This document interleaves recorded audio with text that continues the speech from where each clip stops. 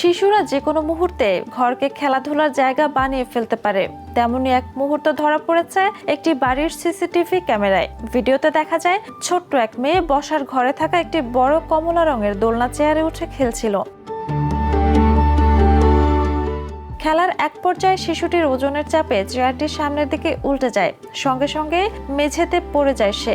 এরপর চেয়ারটিও তার উপর পড়ে, তবে চেয়ারের নরম ফোম থাকায় সে নিরাপদেই মেঝেতে পড়ে এবং গুরুতর কোনো আঘাত পায়নি। শিশুর কান্না শুনে প্রথমে ছুটে আসেন মা, তবে তার মেয়েটি অক্ষত আছে নিশ্চিত হওয়ার পর ভয় পাওয়ার বদলে ঘটনাটিকে ভবিষ্যতের একটি স্মৃতি হিসেবে ধরে রাখতে ফোন বের করে ছবি তোলেন তিনি।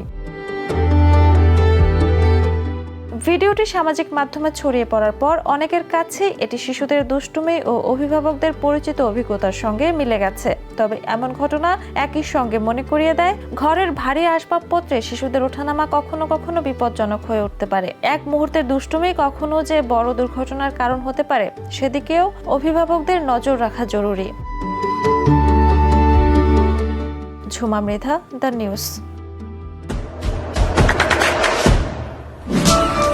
দেশে দেশে সবার সাথে দ্য নিউজ।